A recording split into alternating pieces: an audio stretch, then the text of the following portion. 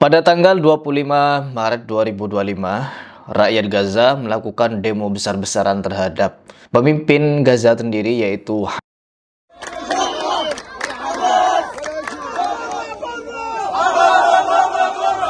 mereka sudah bosan, mereka sudah sedih, mereka sudah hancur, mereka sudah merasakan penderitaan.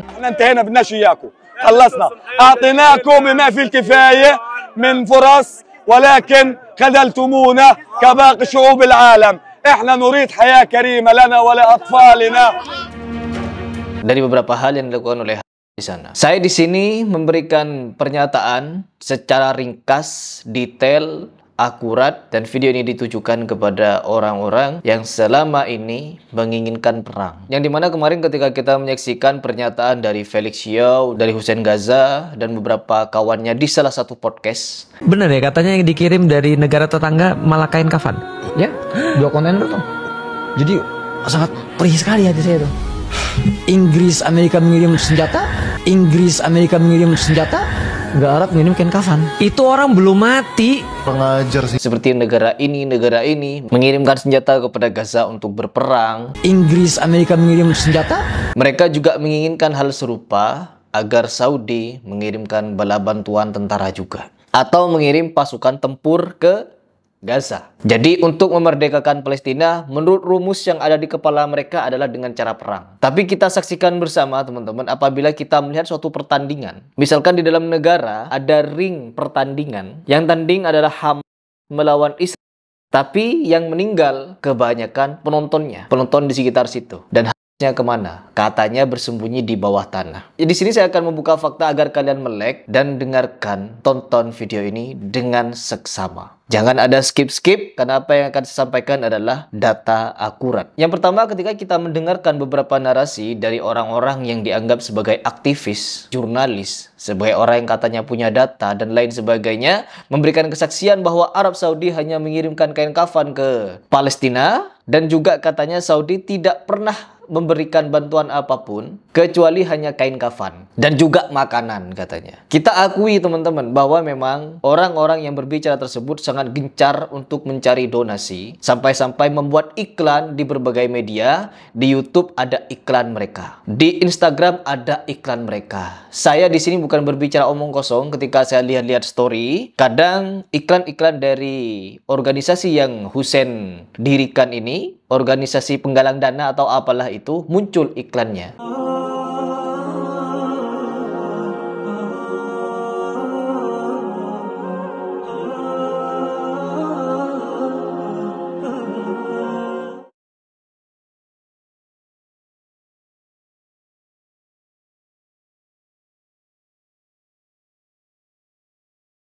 Dan menggambarkan kesedihan-kesedihan orang Gaza. Lalu ditariklah donasi dan lain sebagainya. Perhatikan baik-baik, kalau kita mau berbicara tentang kemerdekaan, bukan dengan donasi, tapi dengan diplomasi. Kesepakatan antar negara bahwa tentang perdamaian konflik. Memerdekakan Palestina bukan dengan cara donasi apabila kalian masih mensupport perang. Tujuan perang adalah membunuh. Ya, kelompok A ingin membunuh B, kelompok B ingin membunuh A. Itu tujuan perang. Tapi kalau kita ingin memerdekakan, kita harus berkaca kepada Arab Saudi, yang dimana mereka ini sibuk mencari hubungan diplomatik untuk mendirikan negara Palestina agar tidak lagi ada konflik, tidak ada perang. Agar tidak ada perang. Dan di sini saya jelas ketika saudara Hussein kemarin merasa paling terfitnah, merasa paling tertuduh dari berbagai macam narasi, karena memang jelas teman-teman, jelas bukan kita ini nanti pahala kita akan habis di akhirat karena mereka menuduh-nuduh Hussein Gaza sebagai Syiah. Hussein Gaza sendiri menuduh-nuduh negeri Arab tidak menolong Palestina. Padahal kalau kita melihat tabel di sini perhatikan baik-baik. Kalau berbicara tentang bantuan uang, Indonesia berada di urutan 54. Sedangkan Arab Saudi berada di urutan pertama dan tertinggi. Jangan berbicara sok-sokan saya si paling Gaza dan saya si paling penggalang dana dan paling membantu Palestina. No, bantuan Anda dibandingkan dengan negara Arab yang Anda jelek-jelekan jauh cepeng kemana-mana. Kalau berbicara masalah uang, kan Anda menarik dana untuk membantu Palestina. Tidak sebanding uang yang Anda kumpulkan dengan uang yang dikirimkan oleh negara Arab. Perhatikan itu baik-baik. Iklan A, iklan B untuk mengais donasi dari berbagai macam media, itu tidak seberapa dengan apa yang dikirimkan. Bahkan Indonesia, satu negara Indonesia, berdonasi kepada Palestina tidak seberapa dibanding apa yang didonasikan oleh Arab Saudi. Perhatikan itu baik-baik. Lalu jelas di sini tidak perlu merasa tertuduh, terfitnah, saya dituduh Syiah. Sedangkan Anda kepada Syiah sendiri tidak ada keberatan dan malah membela ketika berdialog dengan saya. Hussein Gaza kemarin ketika dialog dengan saya, jelas-jelas dia membela seorang Rafidah, yaitu Hasan Nasrullah. Saya tidak pernah menyebut Hasan Nasrullah dengan puji-pujian, sanjung-sanjungan, dengan menyematkan kalimat Sayyid. Tidak akan pernah. Karena dia bukan Sayyid. Dia Rafidah, pembantai kaum muslimin, saudara-saudara kita di Suriah. Ya, perhatikan itu baik-baik. Dan sekali lagi untuk saudara Hussein, jangan pernah merasa paling tersakiti, terzolimi, terfitnah, tertuduh. Karena Anda jauh-jauh sebelum Anda terfitnah dan tertuduh, Anda sudah memberikan tuduhan-tuduhan dan fitnah-fitnahan kepada negara Arab. Seluruh Arab kalau perlu. Jangan kekanak-kanakan. Karena saya pun ketika memberikan pertanyaan dan narasi, saya dituduh Yahudi, Yahudi pesek dan lain sebagainya. Bahkan ketika saya menghubungi admin Anda memberikan pernyataan yang membuat saya sedikit sedih. Kalau Anda memang Muslim, mempertanyakan keislaman saya. Jadi jangan salahkan netizen kalau ketika melihat Anda dekat dengan Syiah, berbaur dengan Syiah, diundang oleh Syiah, Rafidah pula. Dan Anda dengan sukarela lagi datang ke sana, meliput, memberitakan Sayyid Hasan. Dan juga apalagi, Anda di situ menyiarkan betapa megahnya kematian seorang pahlawan. Dianggap pahlawan Rafidah itu. Jangan salahkan netizen ketika mereka curiga bahwa Anda adalah seorang Syiah. Perhatikan itu dengan sangat-sangat baik. Masuk kepada pembahasan, yaitu jelas di sini saya akan membela Al-Haramain, yaitu negara Arab, teman-teman. Yang dimana kita melihat sendiri bahwa negara Arab ini ingin memerdekakan Palestina dengan cara perdamaian. Tidak ada lagi perang. Sebagaimana yang diharapkan oleh warga Gaza ketika demo pada saat itu.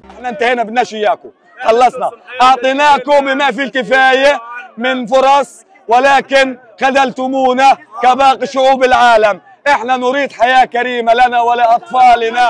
Warga Gaza mereka menginginkan perdamaian, tidak ada lagi perang. Arab Saudi juga menginginkan itu dengan berupaya mengetok pintu berbagai macam negara untuk apa? Menyuarakan stop perang dan perdamaian. Tapi apa? Keinginan kalian tetap perang.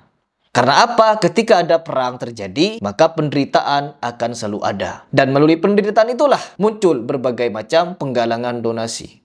Saya tidak mau berspekulasi mau dikemanakan dana donasi itu atau bagaimana hasil uang donasi itu. No, saya tidak mau ke sana. Tapi memang terlihat jelas ketika di video-video saya ada muncul-muncul iklan kesedihan orang Gaza. Begini begitu. Lalu ujung-ujungnya donasi. Donasi yang resmi adalah dengan pemerintah. Kalau kalian ingin berdonasi, maka Heri prasarankan donasilah lewat jalur pemerintah. Begitu. Bukan melalui jalur-jalur iklan-iklan di YouTube, di Instagram, Facebook, dan lain sebagainya. Pemerintahlah yang resmi. Atau memang melalui orang-orang yang sangat-sangat terpercaya. Terus yang berikutnya saya akan mentelanjangi orang-orang yang menuduh-nuduh Arab Saudi dengan tuduhan-tuduhan yang keji. Entah itu Felix Xiao, entah itu Hussein Gaza, dan beberapa orang yang ingin menjelekkan Arab. Karena apa? Memang ketika kita mengetahui ada golongan-golongan pembenci Arab Saudi yang mereka diam saja dengan penindasan di Suriah. Diam saja dengan keganasan Syiah dan lain sebagainya. Kita sadar di sini kaum muslimin lemah, baik pun dari segi iman ataupun kekuatan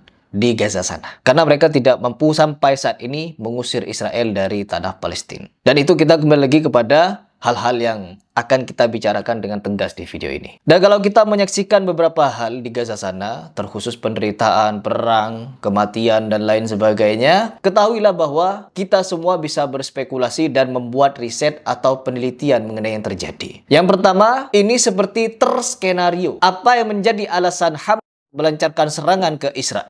Itu karena beberapa alasan. Yang pertama, karena orang Yahudi, orang Israel, katanya menodai Islam di Palestina. Terutama di momen-momen tertentu, orang-orang Israel melakukan tindakan kekerasan kepada kaum muslimin di Masjidil Aqsa. Lalu muncullah alasan dari Hamas untuk memberikan serangan kepada negara Israel.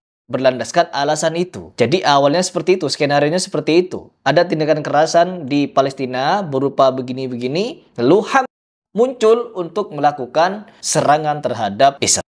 Lalu Israel menabuh genderang perang dengan Hamas di tengah-tengah warga Gaza. Ya, perhatikan baik-baik, Hamas dengan Israel mengumandangkan perang di tengah-tengah warga Gaza. Sehingga apa yang seharusnya ketika berperang pasukan peranglah yang menjadi korban, tetapi di sini tidak. Israel beralibi bahwa terletak persembunyian orang-orang Hamas adalah di pemukiman warga sipil. Sehingga apa? Puluhan, ratusan, ribuan, puluhan ribu warga-warga di Gaza sana meninggal akibat perburuan orang Israel kepada Hamas. Perhatikan baik-baik. Dengan alasan apa? Ya perang lagi. Apakah kita masih mau menganggap mereka pahlawan melindungi rakyat? Dan ada salah satu pembicara dari bahwa penderitaan itu adalah taktik politik mereka. خسائرنا تكتيكية وخسائر عدونا استراتيجية. هذه حقيقة. هذه الدماء، دماء الأطفال والنساء، هذا التشريد، هذا التجويع، حرب الإبادة الجماعية اللي بترتكبها القيادة الصهيونية. خسائرنا تكتيكية. احنا خسائرنا خسائر تكتيكية الحمد لله. خسرت عائلتي، خسرت بيتي، وخسرت اخوتي، وخسرت كل حاجة في غزة. هذا خسائر تكتيكية. وجع القلب خسائر تكتيكية. المجاعات وغلاء الأسعار والفساد اللي بيصير برضه خسائر تكتيكية. كل شيء بيصير في غزة خسائر تكتيكية. دير بالك ما تزعلوش، هذا تكتيكية لأنه اليهود إيش خسروا؟ استراتيجيا. هذه وجهات النظر. حسبي الله ونعم الوكيل. هنا غزة. Kita sebagai pengamat, saya juga mengamati bahwa kalau kita berbicara masalah perdamaian, hal yang paling penting kita lakukan adalah memberikan pernyataan tegas kepada dunia bahwa stop perang. Bukan minta senjata untuk perang. Kan jelas itu. Mereka menginginkan perang. Terus yang berikutnya kita bisa menyaksikan sendiri ketika penderitaan bergejolak di sana, kelaparan terjadi di sana, kematian warga-warga sipil ada banyak di Gaza sana. Hizbullah, Syiah, Rafidah, Majusi Iran, dan orang-orang terlaknat lainnya menjual itu semua ke dunia. Menjual penderitaan orang-orang Gaza. Mereka ini semua mengambil kesempatan dan memperdagangkan krisis atau kesedihan penderitaan yang ada di Palestina. Di Gaza terkhusus. Sedangkan Arab Saudi tidak, teman-teman. Ini perbedaan antara Syiah dengan Saudi. Yang pada saat ini banyak orang mulai merendahkan Saudi dengan berbagai macam hal. Perhatikan baik-baik. Ketika Arab Saudi menemui berbagai macam petinggi. Petinggi Iran, petinggi India, petinggi Amerika, petinggi Rusia, dan lain sebagainya. Semua petinggi-petinggi negara ditemui oleh petinggi Arab untuk membuat aliansi perdamaian negeri Palestina. Petinggi Arab melakukan gerakan diplomatik agar Palestina mendapatkan kembali kedamaian di dalam bernegara. Dan negara Arab terkhusus Muhammad bin Salman memberikan 3 persyaratan agar Palestina kembali merdeka, agar di Palestina stop perang, dan lain sebagainya. Yang pertama, yaitu kata Muhammad bin Salman, penduduk Palestina diberikan sebuah negara yang berdiri tanpa konflik. Yang dimana orang-orang Palestina ini diberikan kebebasan untuk beragama, bersosialisasi, berdagang, dan lain sebagainya, tanpa gangguan dari negara manapun, apalagi konflik perang. No, itu yang diinginkan oleh negara Arab. Orang-orang yang ngungsi, orang-orang yang hijrah dari Palestina, baik yang ada di luar negeri ataupun di Indonesia. Karena memang di Indonesia ini juga terdata beberapa orang dari Palestina yang ngungsi atau hijrah ke Indonesia. Mereka diberikan kesempatan untuk kembali lagi ke Palestina dan berkembang di sana. Ini persyaratan pertama dari Muhammad bin Salman. Terus yang kedua, Muhammad bin Salman menuntut agar Al-Haramain atau negara Arab diberikan persenjataan yang serupa dengan Yahudi, mensejajarkan kekuatan militer. Ini persyaratannya. Persyaratan ini sangat masuk akal untuk menjaga-jaga dan untuk mensejajarkan kondisi kemiliteran, kekuatan tempur masing-masing. Bukan ingin berperang, cuman agar tidak ada saling serang saja. Itu persyaratannya, teman-teman. Jadi kita harus tahu, teman-teman, bukan hanya sekedar mengomentari Arab Saudi begini begitu. No, itu adalah fitnahan dan tuduhan yang sangat-sangat keji dan tidak bertanggung jawab. Jadi perhatikan, teman-teman, bahwa ketika mereka ini menjaga agama Allah, menjaga tauhid yang benar, meneriakkan kebenaran dengan cara yang benar, maka Allah pun memberikan kemuliaan yang benar kepada mereka. Lihatlah mereka hidup di negara yang paling mulia, yaitu Mekah dan Madinah. Dan kita harus yakini itu, bahwa mereka ini berada di jalan kebenaran untuk memerdekakan Palestina dengan beberapa taktik perdamaian. Bukan seperti yang diteriakkan oleh salah satu petinggi Hamas itu, bahwa penderitaan yang ada di Palestina, kematian anak-anak, perempuan, kelaparan, dan lain sebagainya, itu adalah bentuk taktik menuju kemerdekaan. Ini kesontoloyoan. Terus yang ketiga, negeri Arab memberikan tuntutan, diberikan hak khusus untuk menghasilkan uranium. Al-Haramain menginginkan hal tersebut karena itu merupakan haknya untuk juga memiliki pertahanan, teman-teman. Lalu dengan ketiga persyaratan ini, manakah negara yang benar-benar ingin memerdekakan Palestina? Mereka Syiah Rafidhah Majusi Iran ataukah Al-Haramain? Jawab dengan hati yang bersih dan pikiran yang jernih. Jawab, jelas Al-Haramain. Tapi yang kita saksikan sendiri apa? Dan perlu kalian ketahui bahwa ketiga persyaratan tadi yang dibuat oleh Muhammad bin Salman ini membuat Rafidhah Majusi Iran geram. Ketiga persyaratan ini membuat Majusi Iran atau orang-orang Rafidhah geram, teman-teman. Karena mereka memang tidak mau adanya perdamaian. Mereka maunya perang terus. Mereka ini, orang-orang Rafidhah, kita harus yakini bersama, ketika negara Arab ini lemah, maka mereka akan meluluh lantahkannya. Sebagaimana yang terjadi di Suriah. Coba lihat apa yang terjadi pada saat Syiah sudah mulai berkuasa. Anda harus paham ya, orang-orang Syiah menganggap Anda semuanya ahli sunnah kafir. Dalahnya halal. Mau lihat buktinya? Apa yang mereka lakukan di Irak? Mereka menggantung Saddam, membunuh umat Islam ribuan di Irak. Semua yang berpaham Sunni dihancurin, dibunuh. Dan bukan cuma dibunuh, masjidnya dirusak. Coba kita balik kasusnya. Adakah orang Sunni yang membakar masjidnya orang Syiah? Adakah orang Sunni yang memukul orang Syiah? Gak pernah. Kecuali kalau dia diserang ya, gak pernah. Tetangga di Madinah itu, saya tahu 7 tahun saya tinggal di Madinah, ada penduduk asli Madinah yang orang-orang Syiah, gak pernah digangguin tuh. Sama pemerintah Saudi dikasih warga negara, dikasih fasilitas, coba didakwai. Tapi kalau orang Syiah berbeda, kapan mereka berkuasa pastikan darah antum halal. Emang sudah begitu. Di Irak itu bukti. Di Syria itu 225.000 orang Sunni dibunuh karena mereka anggap itu ibadah. Ini bukan main-main ini, gitu kan? Di Suriah itu saudara-saudara muslimin kita, orang-orang Sunni yang ada di sana dibombardir, dihancurkan, dimusnahkan, dibantai, teman-teman, sampai-sampai jutaan umat lenyap. Itu kekuatan Rafidhah. Ya kita bisa saksikan sendiri, teman-teman. Gak perlu katanya orang yang mengaku jurnalis yang netral, tapi kenapa dia tidak memberitakan tentang hal-hal seperti ini? Pembantaian kaum Syiah terhadap orang Sunni di Irak, Lebanon, di Suriah dan lain sebagainya. Itu kenapa para jurnalis yang katanya netral ini tidak memberitakan hal tersebut? Kenapa? Ini jelas, teman-teman. Ketika Muhammad bin Salman menyatakan ketiga poin tadi, ini membuat Syiah Rafidhah geram, kelojotan dan lain sebagainya. Karena mereka tidak menginginkan negara Arab ini kuat. Karena apa? Ketika mereka kuat, rumusnya beda lagi kepada orang-orang Syiah yang katanya habisi orang-orang Wahabi najis itu. Bantai mereka. Berlumuran tangan kalian dengan darah-darah Wahabi, maka pintu surga akan terketuk bagi kalian. Fatwa-fatwa menyesatkan seperti ini membuat orang-orang Syiah Rafidhah akan gemeteran apabila negara Arab, orang-orang Sunni semakin kuat. Diingat itu baik-baik. Mereka ini bukan tanpa alasan menginginkan negara Arab itu lemah. No, mereka bukan tanpa alasan, teman-teman. Mereka punya alasan. Ketika negara Arab lemah, mereka akan melakukan serangan-serangan, teman-teman. Sebagaimana terjadi di perbatasan Saudi. Kita selama ini dialihkan dengan berbagai macam isu. Bahwa ternyata di Saudi pun, di perbatasan Saudi, itu ada konflik. Ada konflik, teman-teman. Yang dilakukan oleh orang-orang Syiah Majusi Iran. Ada. Lalu setelah itu apa yang dilakukan oleh Iran? Ketika mendengar pernyataan-pernyataan seperti itu dari MBS, mereka mengutus Hamas, teman-teman. Mereka mengutus Hamas untuk tetap melakukan perang-perang di jalur Gaza sana. Sehingga apa? Konflik tidak ada ujungnya.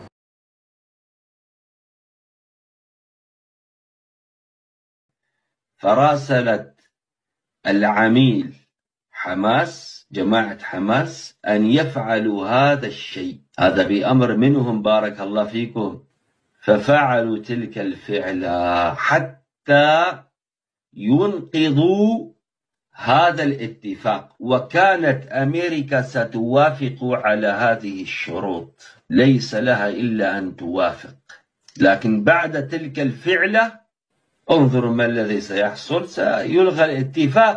بلاد الحرمين حريصة على المسلمين يا أهل الإسلام، ولذلك بارك الله فيكم إيران طلبت من سوريا أن يعطيها مناطق تستولي عليها الرافضة وتتصرف بسوريا كما تشاء بمقابل تعميرها وإخراج المخربين المسلحين منها، ومنهم داعش، لأن داعش بارك الله فيكم مدعومة من إيران. فبادرت بلاد الحرمين وأنشأت مجلسا وحتى نادوا بشار حتى ينقذوا بلاد المسلمين من إيران. لكن هنا الدهماء بدأوا يسبون بلاد الحرمين. اتركوا السياسة، أنتم لا تفهمونها، لا تفهمون السياسة، لا تتدخلوا فيها. من حسن إسلام المرء تركه ما لا يعني. أنا هنا أبين وأدافع عن أهل السنة وأهل التوحيد. الآن السلفيون يسبون من الدهماء الأغبياء وهم لا يدرون ما الذي يجري في الواقع.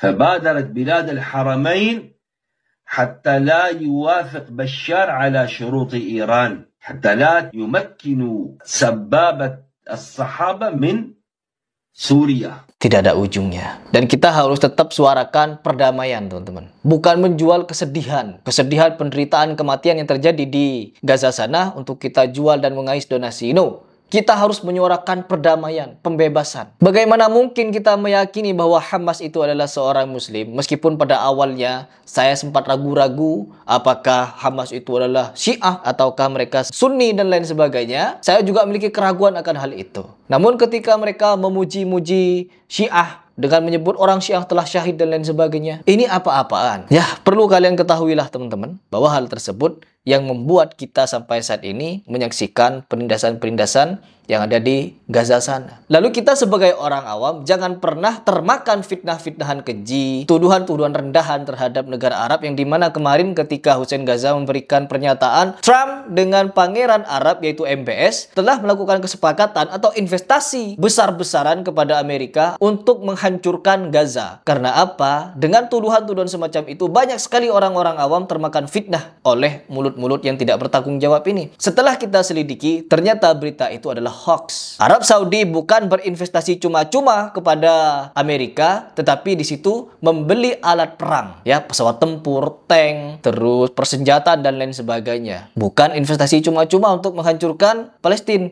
titipan yang mereka katakan titipan. Oke, mungkin itu saja yang ingin saya sampaikan di video ini. Apabila ada yang salah, itu murni dari kesalahan saya, tapi apabila ada yang benar, itu murni dari Allah Subhanahu wa Ta'ala. Dan saya pribadi hanya menyampaikan, keputusannya ya ada di tangan kalian. Masih mau mendukung ini, masih mau percaya ini atau bagaimana, silahkan. Tapi demi Allah, apa yang saya sampaikan di video ini semuanya ada datanya, ada faktanya, dan berikut juga bisa saya pertanggungjawabkan dunia ataupun akhirat.